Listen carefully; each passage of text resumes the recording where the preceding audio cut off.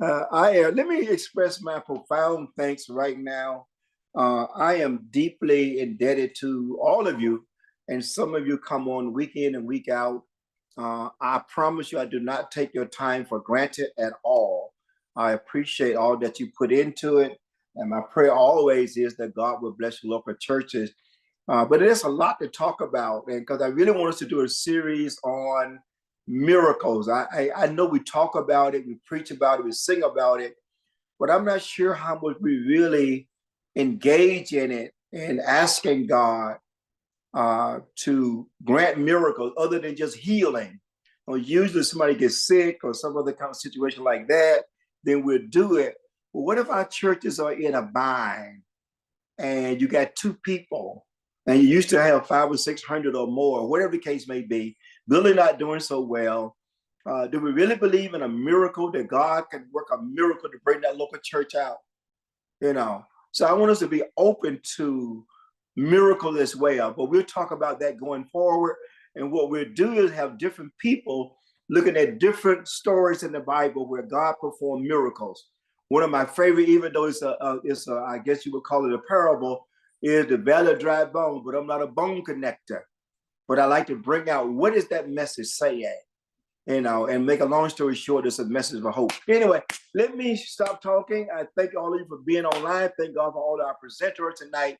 But I want to present to you our director of community development team leader, and that is in the person of Reverend Austin Young, a brother beloved. He's just doing marvelous things. I thank God for him and his leadership. And he took my little wavering, dangling thoughts, whatever you want to call them, and just kind of put it in a nice context. So much of what you see is work of the brochure, especially the community development part, those titles, much of that is part of Reverend Young's putting that together in that format. But, like some of the substance or the principles is what I provided, because I wanted to really believe in, we really have to grapple with poverty, which leads to so many other issues in our communities, and I'll leave that where it is. Dr. E. King called it one of the triple evils of the world. So anyway, so much all of that. I present to you a brother in love, great preacher, great teacher, great facilitator, you name it, administrator, all the other TARs and Rs. And he is a very, I don't like to use the word gifted, because I think we all are. I think sometimes there are those who are maximizing their gifts more than others. But anyway, I present unto you Reverend Austin J. Young, pastor of John Wesley AME Zion Church in Southfield, Michigan. Also a son of, one of my sons in the ministry, and I thank God for all that he does. Reverend Young, platform is yours, sir. All right. Thank you so much, Dr. Merriweather. And we want to take a moment to celebrate our Executive Director of Church Growth and Development. We thank him for vision and grateful to have a leader who has vision. And so we're grateful that things like this come to pass because God has planted a vision and he is so willing to share that vision with Zion. Friends of God, as we open up today, we're going to be very brief because we want to get to the meat of why we're here today. But join me in a brief text out of Nehemiah chapter 6. Just read a few verses today, and then we'll pray, do introductions, and get started. Nehemiah chapter 6, beginning at verse 1. It says, "When the word came to Sanballat, Tobiah, Geshem the Arab, and the rest of our enemies that I had rebuilt the wall, and not a gap was left in it, though up to that time I had not seen the doors in the gates. Sanballat and Geshem sent me this message: Come, let us meet together in one of the villages in the plain of Ono. But they were scheming to harm me. So I sent messages to them this reply: I am carrying on a great project and cannot go down. Why should the work stop while I leave it and go down to you? 4 times they sent me the same message, and each time I gave them the same answer." I pray today in this piece of community development, of understanding what church and community are and how they can exist together, is learning how to stay on the wall, learning how to build, learning how to move forward. Let's pray. Dear gracious Lord, we thank you for this opportunity to come together. God, whatever has transpired throughout this day, we still are here. And so we declare that you are worthy to be praised. God, we thank you for this opportunity, even in virtual ways, to gather with your people. God, as we gather, allow us to think critically. Allow us, oh God, to be open-minded. Allow us to receive tonight. So, oh God, we can be a better church for you. Bless our presenters in their sharing. In Jesus' name, amen. We are so grateful today to welcome, especially on behalf of our executive director, three wonderful persons throughout our beloved Zion, and yes, throughout even our country as well. The Reverend Quavon Newton, the pastor of the St. Stephen AME Zion Church, the Reverend Derrill Blue, who's the pastor of the Memorial AME Zion Church and presiding elder of the Rochester Syracuse District. And also, I love it. Reverend Lee, I appreciate you, man, or whoever you got working, because as I'm calling them, they popping up on the screen. I feel important. All right. And then Reverend Dr. Brandon Fisher, the pastor of the Cows Temple AME Zion Church in Sacramento, California, and also presiding elder in Alaska. We are so grateful to have these three brothers to engage in our discussion and lead us in this discussion. And so we invite you, as they get ready to share, to certainly place all of your comments or questions in the chat, and we'll try our best to address those whatever way they decide to do so, whether during their sharing or we'll answer those at the end. All right, so I'll begin. I thought it was a panel, but we just gonna converse.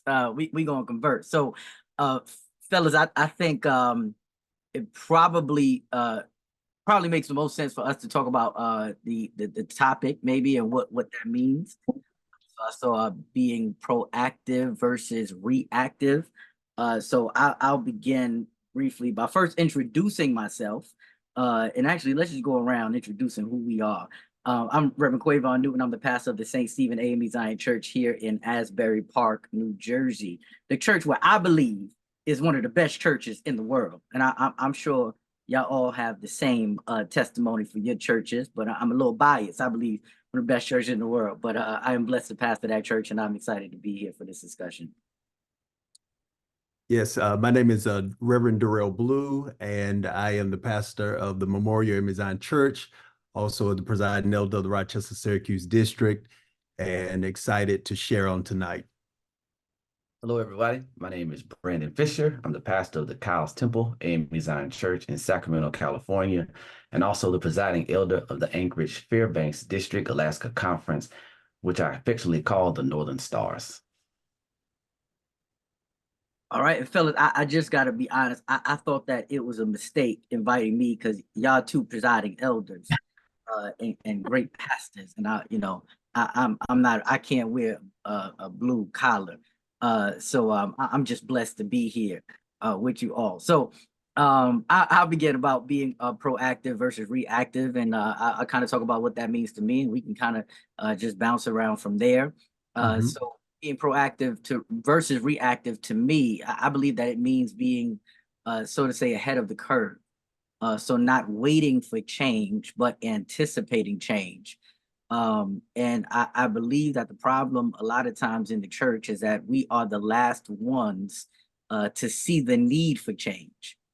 Like our community can change, the world can change, everyone else will shift, but we are the very last ones to see, acknowledge, or to plan for the shift. And I think there lies the issue that we should be more proactive, not planning when things happen, planning after things have shifted, but knowing our context. So knowing our context, making plans around our context, what's the trajectory of our churches based on our metrics, knowing our numbers, how is the world changing based on world events, how is my context, my local community shifting or will be shifting based on local happenings. So I believe that being proactive versus reactive is really planning ahead and not waiting until we have no choice but to shift but finding ways to be in place to benefit from the shift before it happens.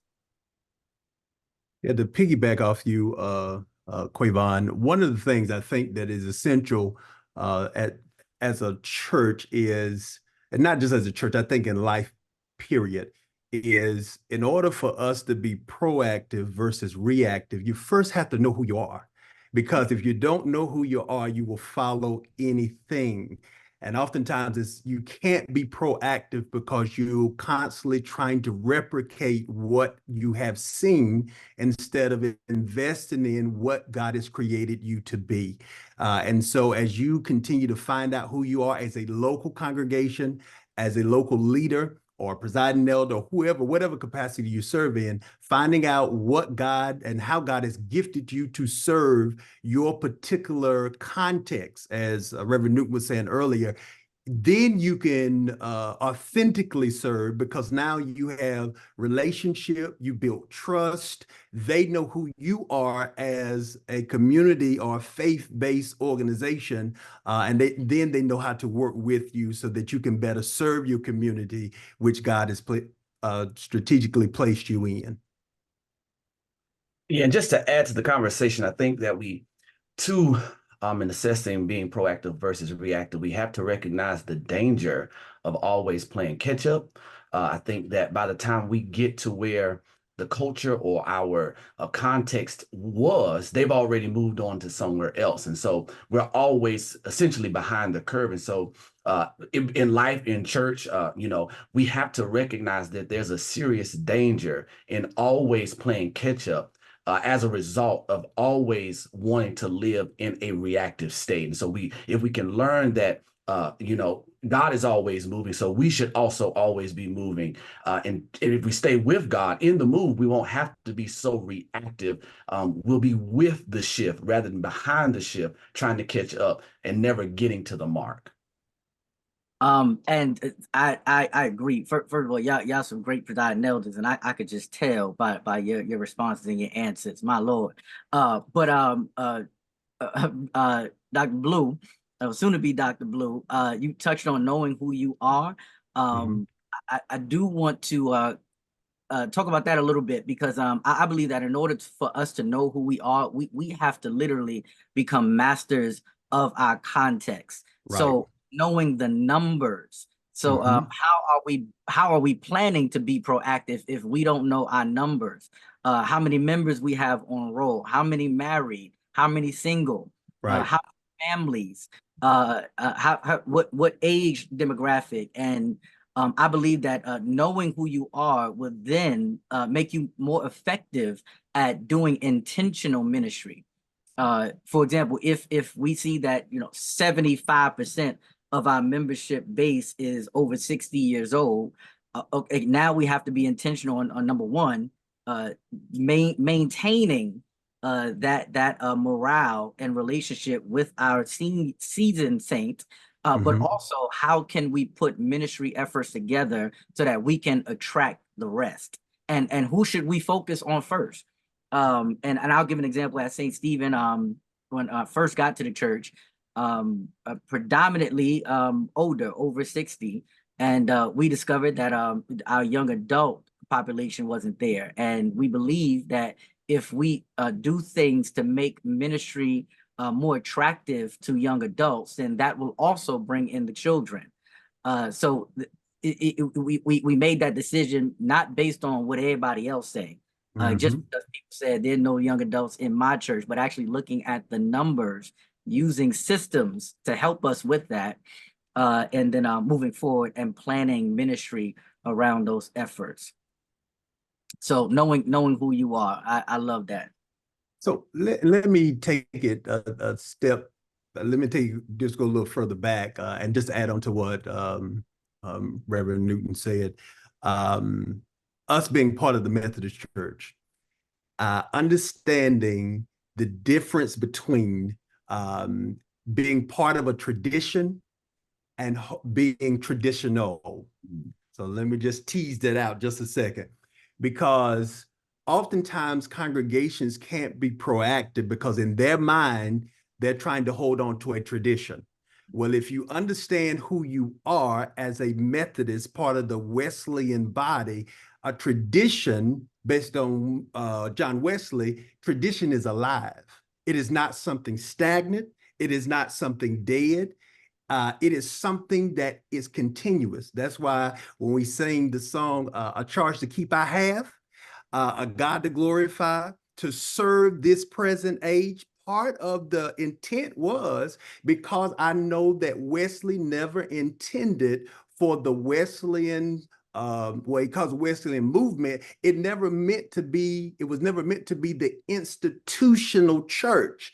He intended it to be a movement. Why? Because at any given time, regardless of when the Methodist Church was serving, we would be relevant, we would be proactive, we would be meeting the current needs in that society because we were a movement not stuck on what we consider a tradition. He was saying that we have to understand as a Wesleyan body, we are part of something that is constantly adapting.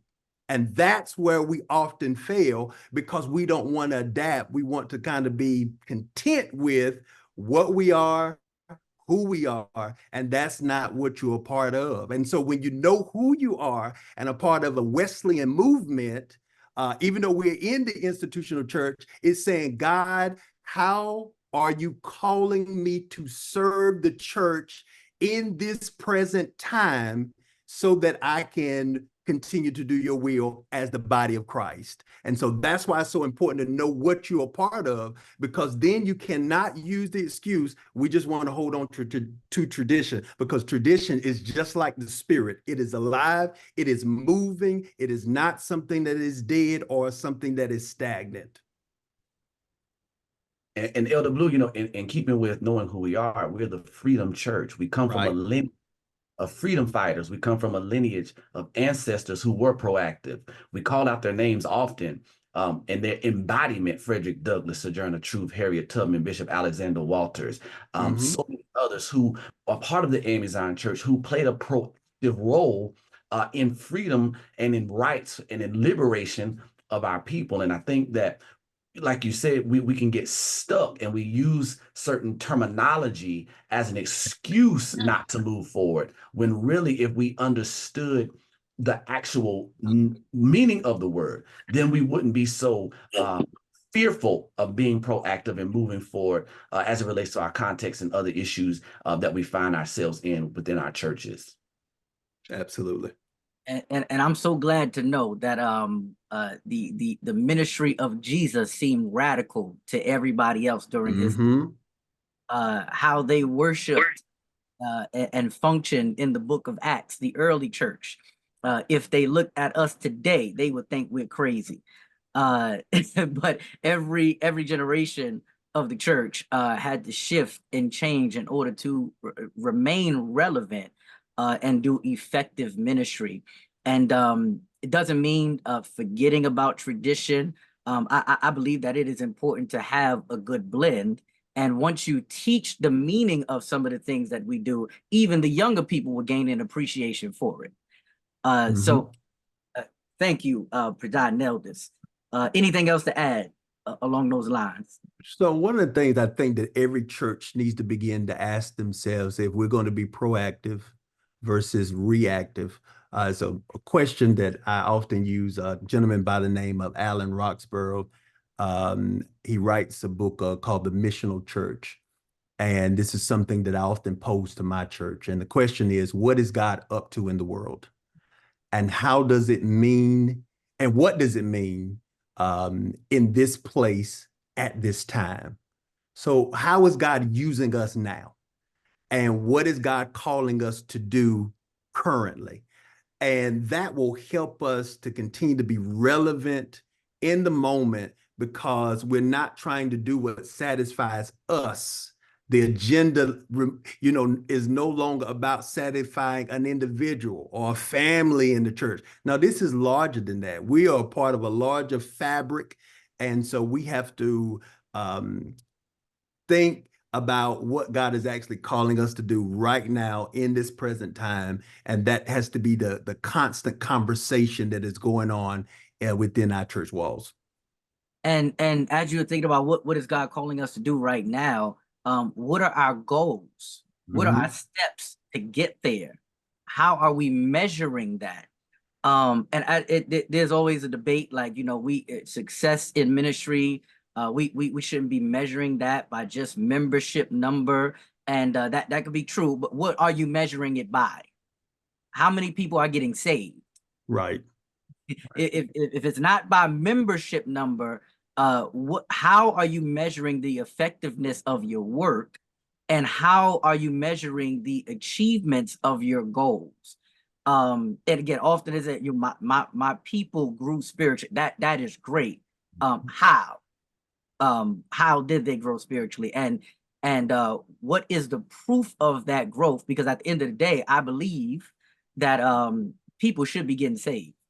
Right. No matter what we do, if during the course, if your goals are not tied to any salvation or evangelism, that's when I believe that we should also question how proactive we actually are. And Reverend Newton, you know, I think we shouldn't be afraid to face what's the issue in our prospective churches. You know, the popular term, the popular quote says, you know, you can't fix what you don't face. And you know, again, if you don't have new members, you don't have people getting saved, and you say, well, it's not about the numbers, then we have to ask ourselves, why did God incorporate or include an entire book of the Bible called Numbers? Numbers matter. You know, again, we can't just say, well, every church isn't going to grow. That's not biblical. I think we have to be intentional.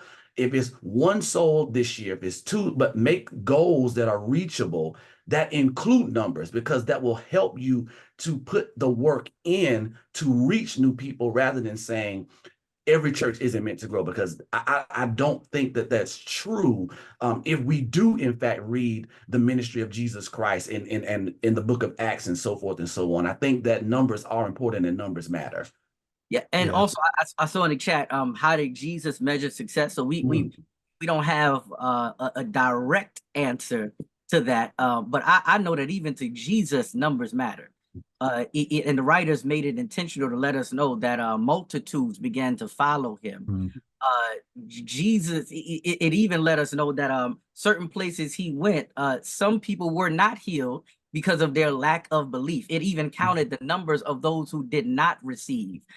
So we see that I would argue that numbers were even important to Jesus, because we see that the writers made sure that it was important to note those things. So again, not that you know, the success of your ministry is not just the number of people joining, or you can't just compare the number of people who got saved in your church towards somebody else's, but how many people are you helping in your community?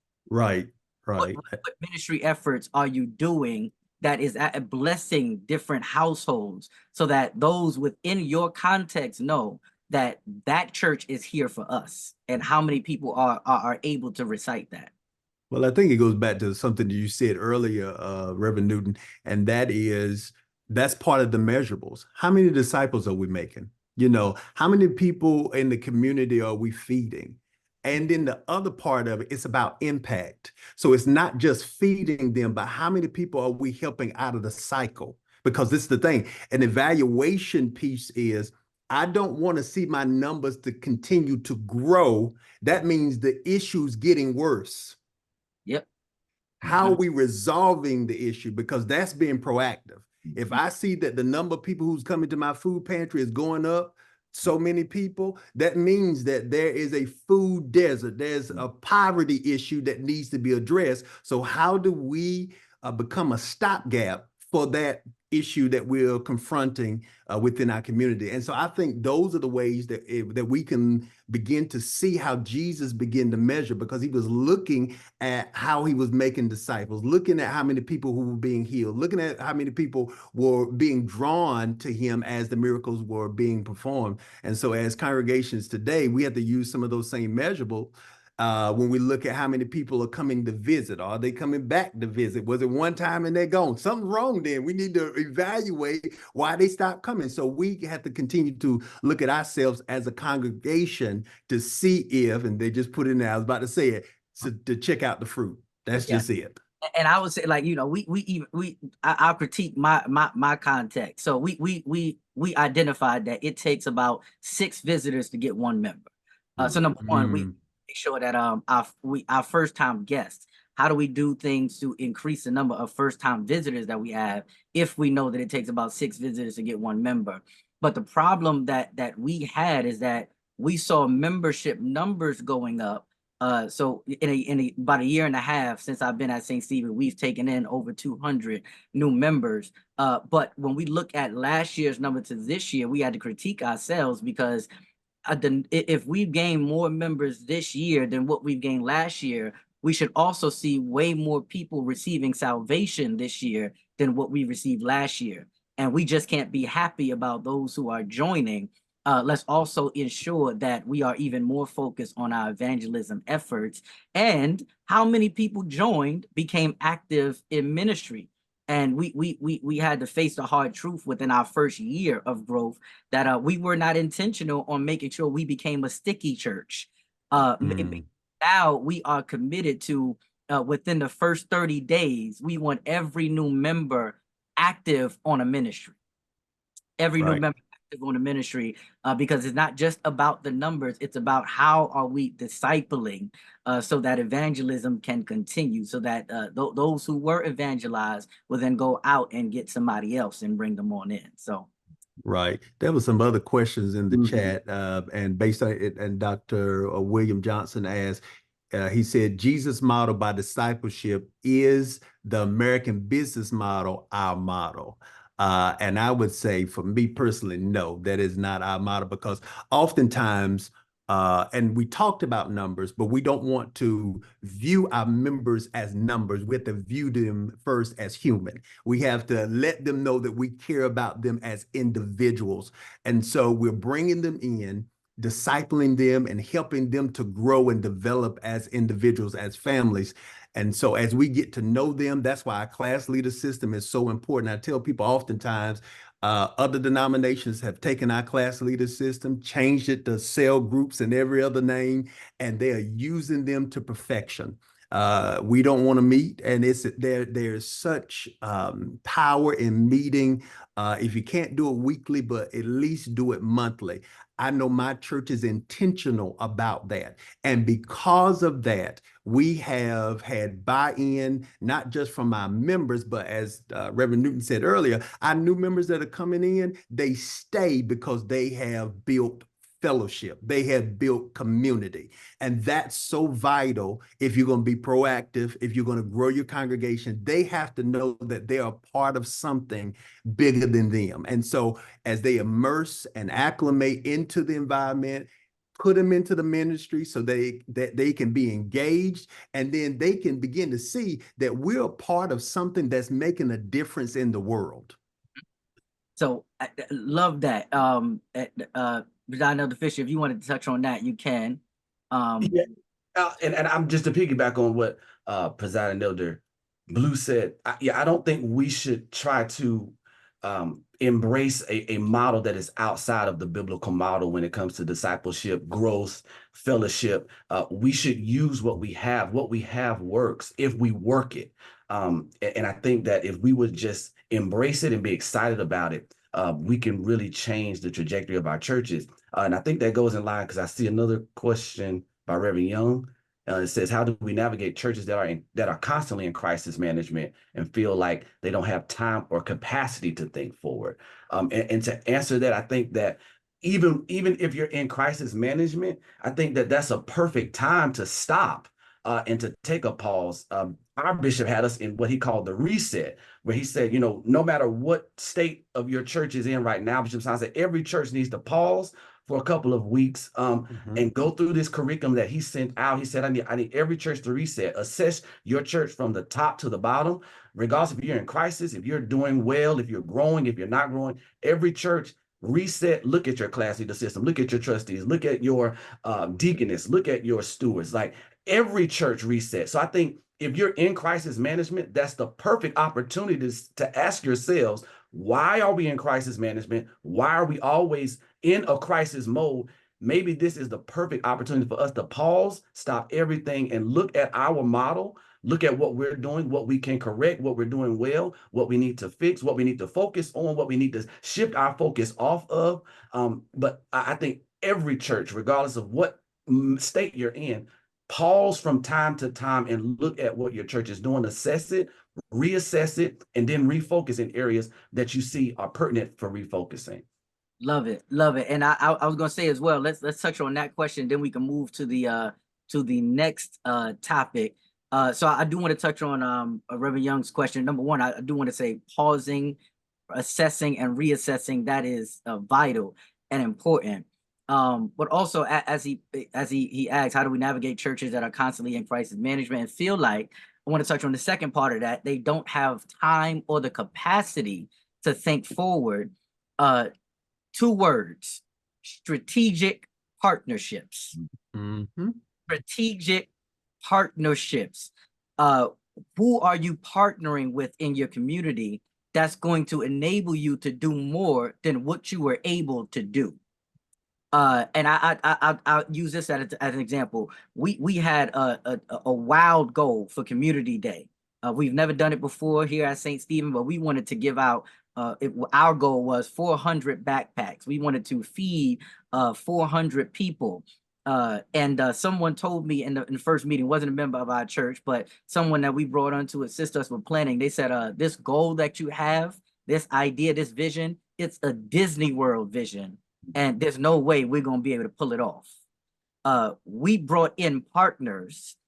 Though we had about 30 volunteers, we had about 70 to 80 in total right in our lot. And our goal was to give out 400 backpacks. We gave out over 1,300 full of school supplies. Fed over 1,000 people. We had health resources there. We had Aetna there. We had all of that. And here's what was the joy. We budgeted $5,000 for it. The total project cost about $17,000, and we didn't pay $1. Come on. So Come on. because we partnered, it brought in the resources and it brought in the help. Thanksgiving, we fed over 1,000 people. We ain't had to pay nothing. Christmas, we gave out over 6,000 toys, blessed over 2,000 children, 700 families, and gave gift cards to 400 of those families. We ain't pay nothing.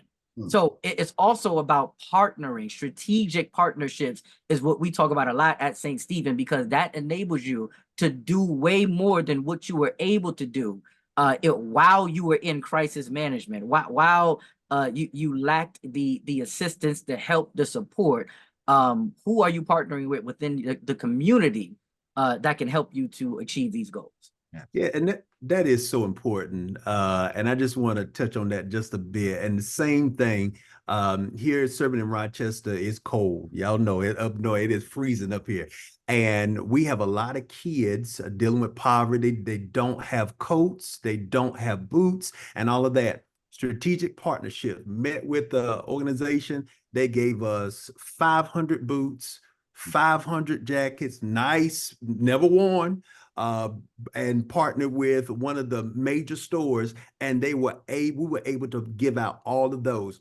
Also, we saw a community need. A lot of our kids were struggling with reading and writing. I have a lot of retired educators in my church. And I said, listen, we're not going to sit on the pew. Y'all going to use that education. We're going to help teach these kids to read, because it makes no sense that we have high school students who are about to quote unquote graduate and they can't properly read. And so I made partnership with one of our regional banks, M&T, which the Baltimore Ravens Stadium is named after. The regional vice president is housed here in Rochester. Made connections with him, sat in his boardroom, and he said to me, after I pitched my vision to him, he said, I know it's God. He said, because the Lord had been speaking to me the same thing.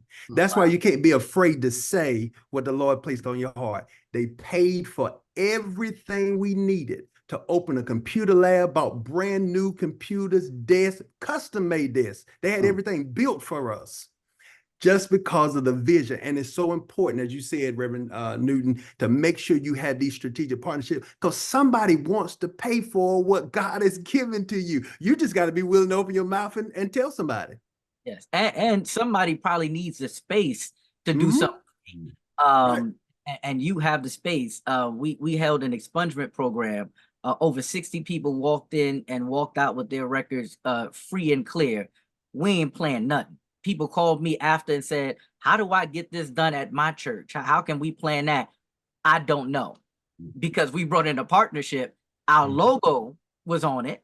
Our church name was on it. The community identified that St. Stephen did the expungement program, and all we did is open up the doors to partners, and we gained 5 members from that. So strategic partnerships are key, because as mentioned, somebody said in the chat that we must be careful that the people we have on staff see our vision. Yes, we certainly be careful. So we have to be patient in the way that we roll it out. But you also have to ensure that you are clearly articulating this vision. Are clearly articulating his vision. And I'm just going to deal with the reality here.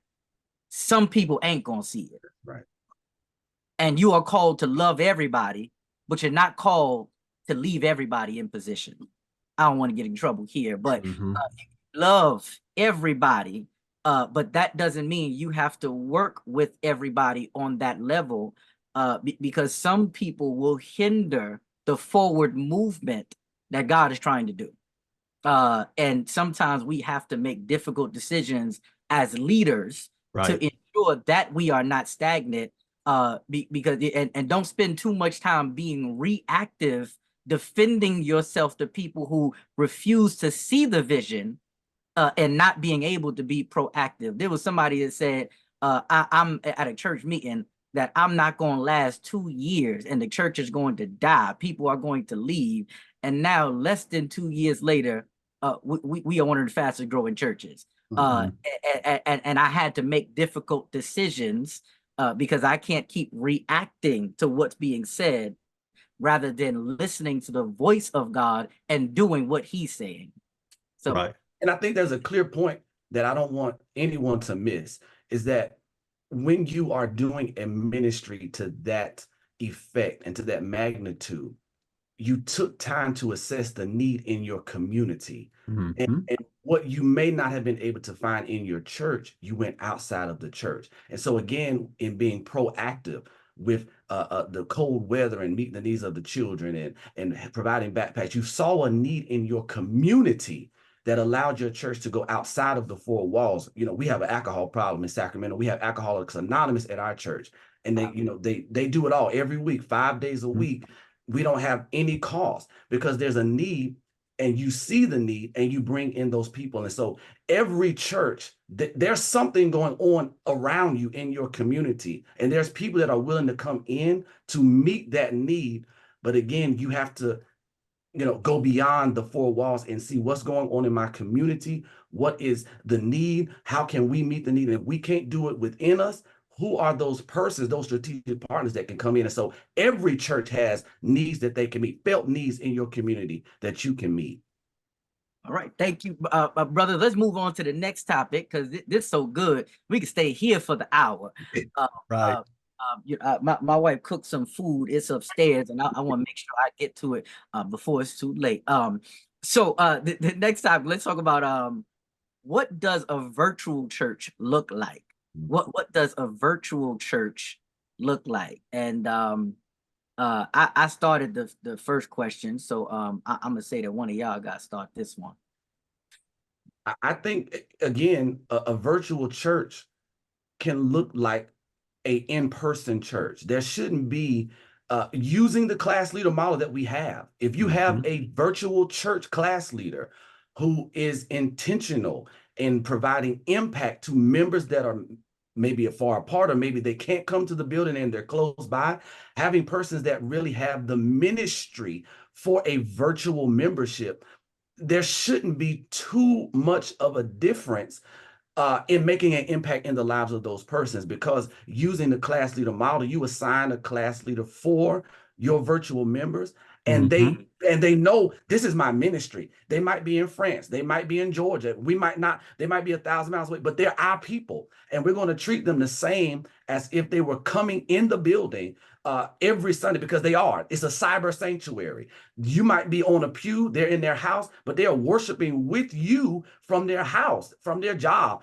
They're in your sanctuary. They're just not in the building. And so I think we have to be intentional about who we choose. Who is the person or persons that we are assigning to our birch? Do they know technology? Do they communicate well with those who are not in person? Can they work Facebook? Can they work YouTube? Can they text message? You have to know, do they have a heart for people that they can't see? I think we have to assign those persons that have the vision to reach people that they may not ever see in person. Yes, and building upon what my brother just said, Dr. Fisher, one of the things that we have to do, being intentional, is training. We got a bad habit about putting people in positions that we've not trained them for. So part of the thing COVID reminded us that we must train people. It gave us the opportunity to reset, as Reverend Newton said earlier, making sure that everyone understands the virtual space. So my class leaders, what we did was I took all of them, those who were senior saints, those who were middle-aged, everybody went through technology training because everybody became a virtual class leader. I say, listen, you're not going to visit nobody. You can't see nobody. I think, at least, listen, even those who were sick in the shut-in, we couldn't even get to the hospitals. So everyone had to adapt. I used that word earlier, y'all get it in your spirit, because that's what you're going to have to learn. And so part of it is being intentional about operating a virtual church, is what my brother said earlier, is knowing that you have to put the right people in those positions who have the right attitudes, who don't mind learning, who don't mind working with a diverse group of individuals. And as you do that, you just make sure that you set up your class leader system in the right place. Someone asked a question earlier, so I want to just add this in here. It's important, pastors, and this is something I do, I disciple my class leaders. So I take all of them through a class meeting, my leader of leaders, along with all of my class leaders, as they are discipled, then, because the discipline says they are sub-pastors. And that means they need to have a heart of a pastor. If they don't have an approach that they can love people regardless, in spite of, they don't need to be a class leader. And I let all my class leaders know, if you can't treat people right, and if you're not willing to serve, then I don't care how long you've had the position, you're going to need to move. We're going to find another position for you in ministry, because you have to have the right attitude as a class leader, because that class leader system, as I said earlier, is so vital to your membership.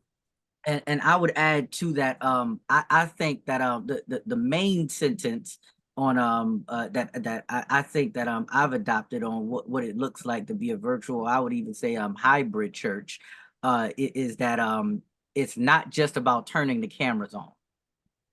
You are not a virtual church, or you're not just taking consideration for those who can't walk in the door just because you made Sunday service available on Sunday morning. It's about more than that. Understanding also that church has changed. How we view even success on a Sunday has changed. There was one Sunday it snowed outside just a little bit, enough for me to get to church, and I thought a little bit more people was going to come to church too, but no, it was only a few. It snowed outside, so our numbers were down. But my media team had to inform me, Pastor, today wasn't a bad Sunday. Have you looked at the numbers? Our streaming numbers quadrupled today. So though they were not in the building, they were active. My preacher Stewart said, hold on, Pastor, this wasn't a bad Sunday. Though they weren't in the building, they gave. So it's also about reevaluating, rethinking. As Keisha Womack would say, rethink church, rethinking what our ministry success mean. And I do want to touch on as well, creating space. So if it's not just about turning the cameras on, then what is it about? Creating space so that virtual members can still feel like they're just as a part of the church as those who are local. What does that look like? So as Dr. Fisher mentioned, class leader system. So we have 2 virtual classes that are being led by we call them off campus. We changed the terminology. We don't even call them virtual members. We have 2 off campus members who are leading the off campus classes, and we have other off campus members who are waiting to receive members, getting their insight, getting their critique. How can we become better at being a virtual church? So when we have our media team meetings, we have 2 off-campus members who join those meetings and tell us from the perspective of someone who's at home, what are some of the things we can change? So for example, Pastor, when you greet the visitors and the guests in the building, you need to also make sure you always remember to greet them. Tell them to announce that they're first-time guests so that we can also greet them in the comment section, just as you do in the building. Creating ways that they can join the church virtually. So as we are doing the call for opening the doors of the church, we have a text number that is on the screen. When they text, we reach out with an online new membership form. And now here's a critique that we had to give ourselves. Also, creating virtual only events. No, we ain't in the building and online. We are virtual only. And that is something that we looked at this quarter and said that that's what we have to get better at so that our off-campus members can feel a part, because there are certain things that they just can't take part in. They can see the pictures, they can see the reels, they can see the videos, but now let's create something so that a space so that they can feel just as a part as everybody else. You can only attend this event virtually. So it's rethinking what that looks like, and it's not just turning the cameras on. It is about being intentional on how we can become better, and we are at an advantage now, at an advantage because our context is really every single state. Context is the world now. We can gain members all over. Now, if we are intentional on what that looks like to become a hybrid church. So thank you. And I wholeheartedly agree with what you 2 said as well. Any questions? Throw some questions in the chat on virtual church. Throw some questions. Help to feed us. Y'all are moderators right now. Throw some questions. Any questions y'all got on that particular topic or area of discussion before we transition to talk about something else?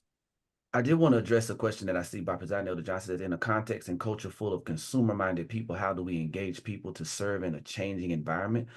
I think Reverend Newton, you alluded to it. You ask people what they're interested in. President Elder Blue said there's educators, retired educators in his church. There's people who have a passion for things that perhaps the church in its current context just isn't offering.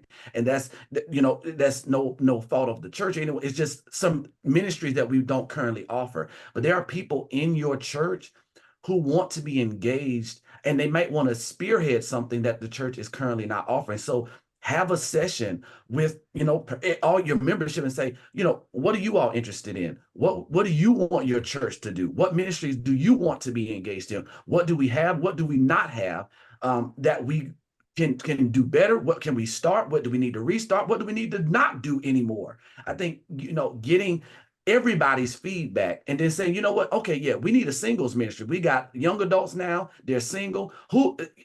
Somebody's gonna say, I would love to be a part of that. Well, can you help us to start that ministry? I think engaging people and letting them have the feedback and the initiative will help to engage people, especially in a culture where a lot of people want to consume. Ask them what to help them be better engaged in ministry. And I want to touch on, I do see it in the chat. What does your virtual events look like? I there's a lot of St. Stephen members here, so I'm about to release something that we were still planning and talking about. So when I announce it on the Sunday, St. Stephen, act like y'all never heard it. Just act surprised and shocked. But we're looking at doing a virtual game night, virtual chat and choose. Just events that we can just come online and just fellowship with each other and be intentional on that. But I do want to touch on some of the challenges as well with becoming a virtual church, like evangelism, like salvation. So I didn't mention this, but we also have, we actually have an off-campus preacher that just did his trial sermon a few months ago. And whenever someone writes in the chat that they want to receive salvation or text that particular code that they're receiving salvation, Brother Jerome Johnson, our off-campus minister, he's giving them a phone call, doing the sinner's prayer with them, taking their information, and we're following up so that we can also evangelize and disciple. But a question was asked by one of my members as we started taking in off-campus members is, Pastor, how do you provide pastoral care to someone? If they're all the way in Arizona, how are you visiting them? How are you doing this? How are you doing that? I've realized that the expectations for those who are joining a church many miles away in a different state is different than the expectation of someone who is local. They don't expect you to hop right on the airplane because they're not feeling well and they need a visit because they're sick and shut in. But they will take a FaceTime call. They will call it, put their phone on speaker so that you can pray with them. They love for you to text and to check on them. The expectation is different. And sometimes we anticipate some challenges or roadblocks that are just not there. They know that I'm joining a church that is 800 miles away. And I understand what that means, but also it is up to us to kind of like close that gap a little bit and make them feel just as much as a part of the church and cared for as everybody else. So one of the things is, if the medical industry now does televisits, the church now also has to have the same type of concept as you were just saying. If the doctor feels that he or she can tell or evaluate the patient, and then there's no need for them to come into the office, then we have to have the same mindset with those who are virtual or off-campus members. Because like you're saying, we're coming to find out that they don't have the same type of demands. Yes, they may go through similar issues, but a FaceTime or a Zoom call, telephone call, text message, it works just as well. And so the world is shifting. And so we as the church continue to shift. And I see in the chat, my daughter and son live in Delaware. They are members of St. Stephen. My son-in-law growing in church. And I want to shout them out. I preached in Baltimore, Maryland. And our Delaware off-campus members showed on up to Baltimore, Maryland, because it's close to them to get to. And it's about that as well. Also, you know they're in certain parts and you're going to be there, invite them to be a part of that as well. Let's see what else we have in the chat. How do you deal with communion or things that may require being in person? Thank y'all, presiding elders. Y'all gonna answer that first, right? I'm just pastor. Yeah, I'll jump on out there. One of the things that we've done is, because we have, I think about it, we have sick and shut in. They cannot come to church. I consecrate the communion. Some of them want us to mail it. Some of them want us to drop it off. And so we have some senior saints who said to me once the pandemic hit, Pastor, I will be at the house from now on. Now, they were at church every Sunday prior to COVID. COVID hit, they stayed home for those 3-4 years. They've been home ever since. Faithfully give, faithfully tithe, all that stuff. But when it comes to that stuff, we just put it in the mail. Just that simple. And they, like I said, receive it and to go from there. So, I mean, we do what we need to do, make those necessary adjustments. And I think it goes back to that word I keep using. We just have to learn how to adapt. We don't need to allow certain things to be sticking points. We just need to learn how to do what works at those moments, as long as it's not going against our doctrine and all that stuff. So, just go from there. And I do the same. Yeah, I'm actually currently supplying one of our churches in Alaska. I can't get up there. It's negative 40 degrees. I mail the consecrated elements. I get on Zoom doing worship service.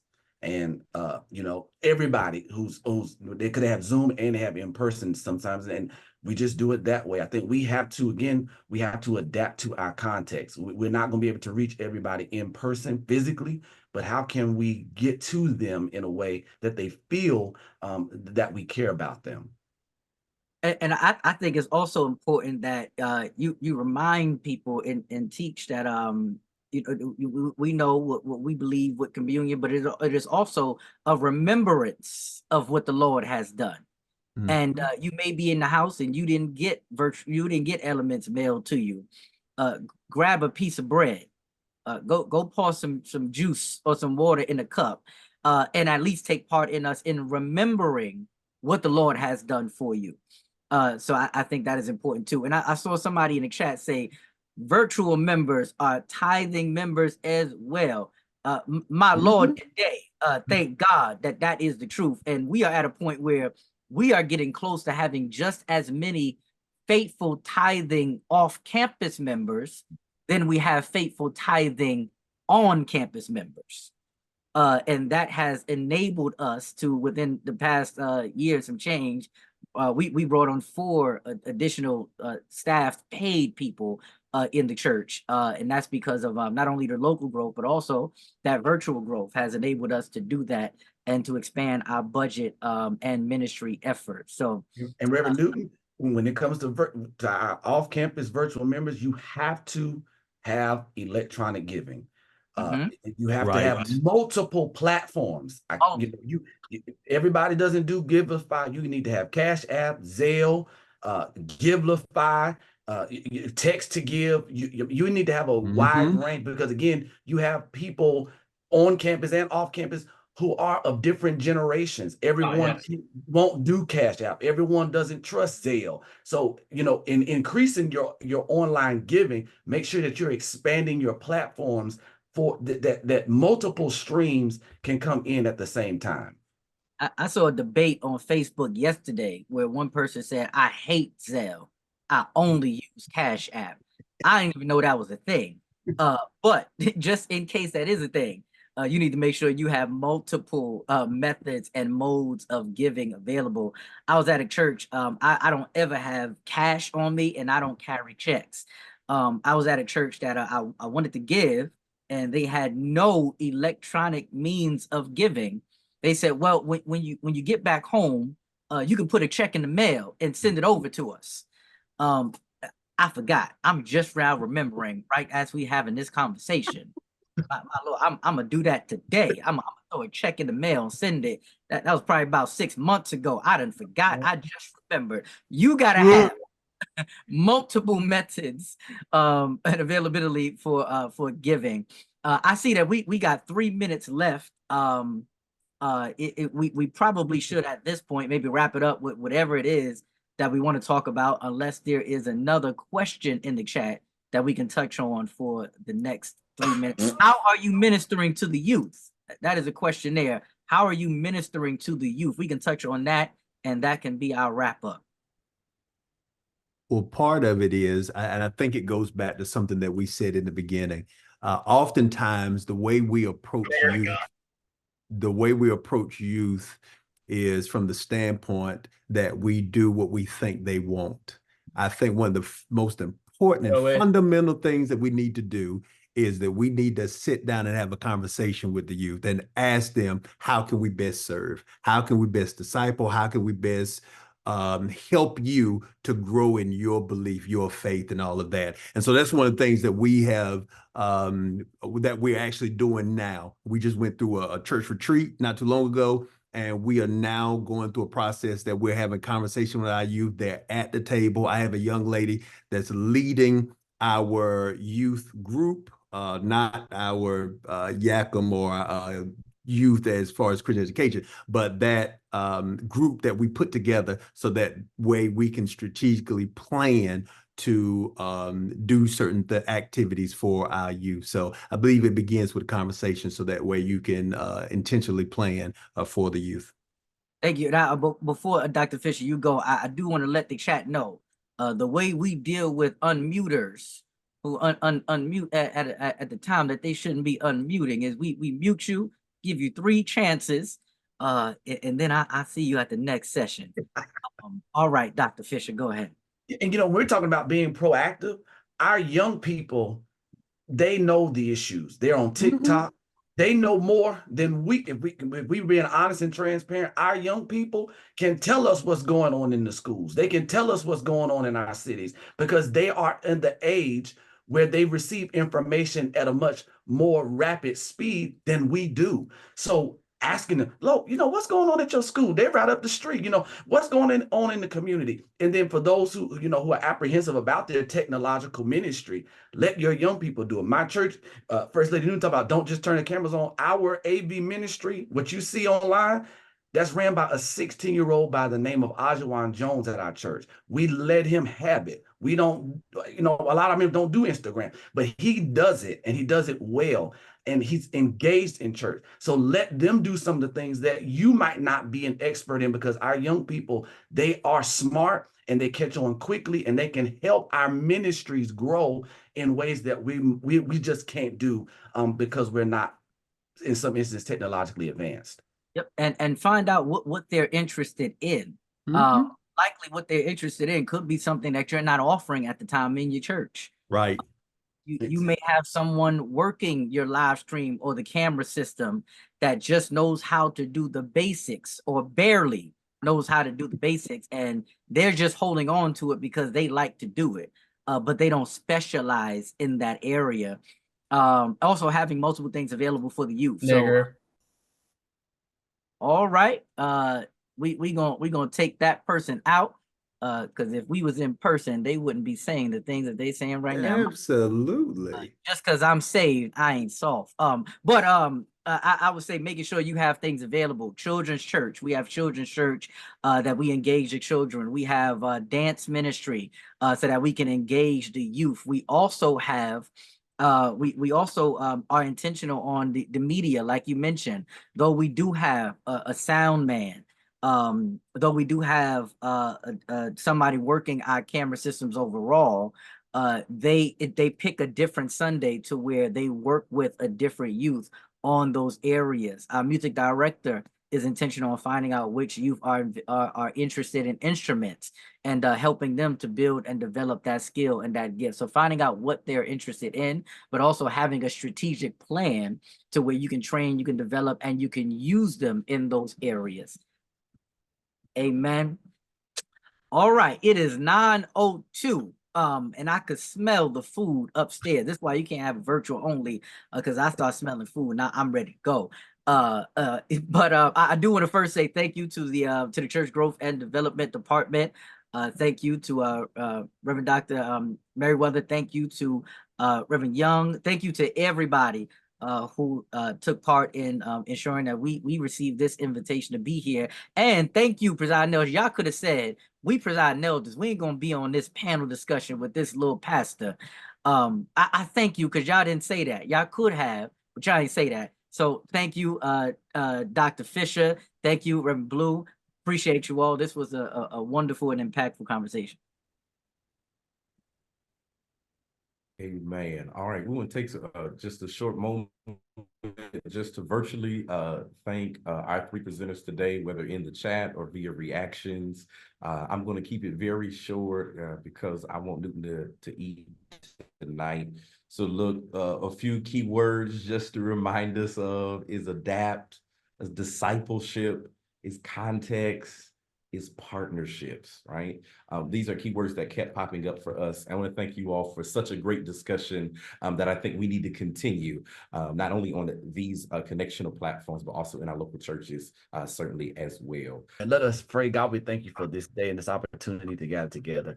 Lord, I thank you for Dr. Meriwether, for Pastor Young, for Pastor Newton, for President Elder Blue, God, and for the conversation thereof. For every participant, Lord, I pray that this will ignite a fire for each of us to go back to our local churches, God, and to do the proactive work, Lord, that so that we're not trying to catch up. God, give us the strategy. Lord, give us the solution. God, give us the resources, Lord, from the north, the south, the east, and the west. Give us all that we need, Lord, so that our churches can grow and be a productive entity in our community. God, we thank you now that you have set the church, God, as a light in the midst of darkness that shines on a hill that cannot be hidden. And we receive it, we accept it, we stand in expectation and anticipation for the greater works that we shall do. In the name of the Christ we pray. Amen.